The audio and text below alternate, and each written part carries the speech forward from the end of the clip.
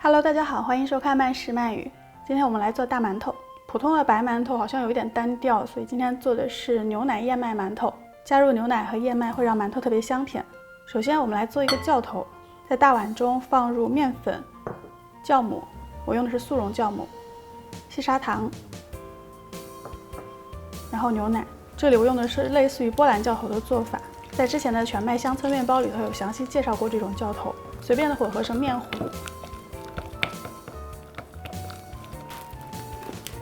盖上保鲜膜，然后冰箱去冷藏发酵大概12到24小时，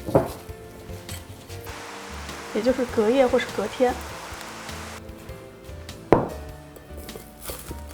直到你的面糊这样表面均匀的布满了气泡，并且还不断的有气泡冒出来就好了。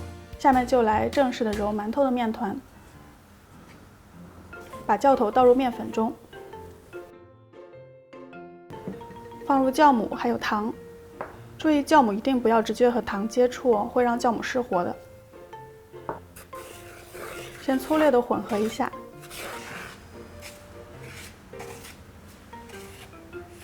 接着边搅拌边加入牛奶，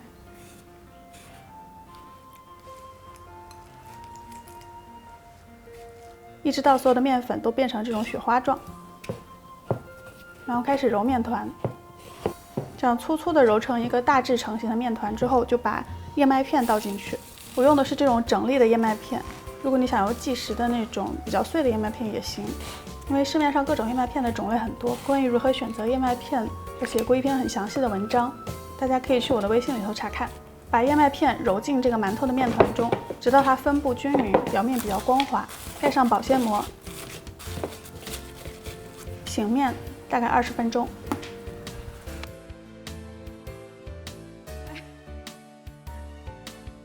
醒好的面团放在案板上，先把它均匀的压扁，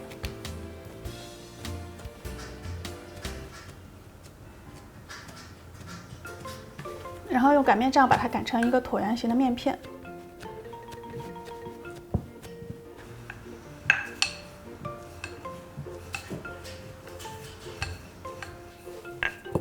然后两头向中间折叠，折叠成一个长方形。这个动作是类似于揉面，但是可以让你的面团的组织更加整齐一些。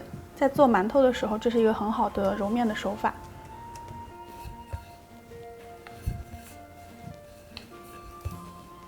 折叠之后再擀一擀，然后对折。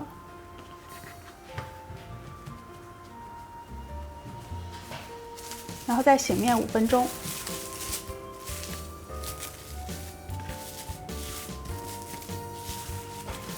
接着再继续的把它擀成一个长方形的面片，就这样反复的折叠，折叠之后醒个几分钟，然后继续再擀开再折叠。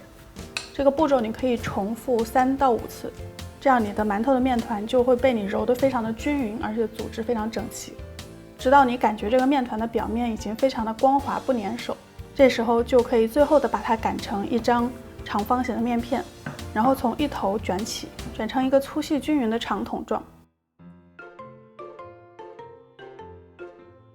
接着就用刀来切。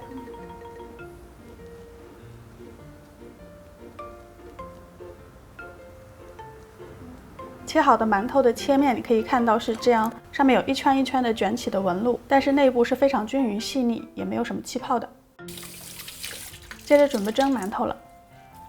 把蒸笼布打湿之后再拧干，垫在蒸笼下面。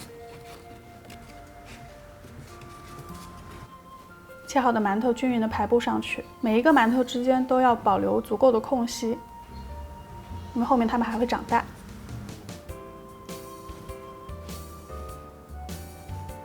然后表面再盖上一层湿布，让它再发酵一下，时间取决于你那里的室温。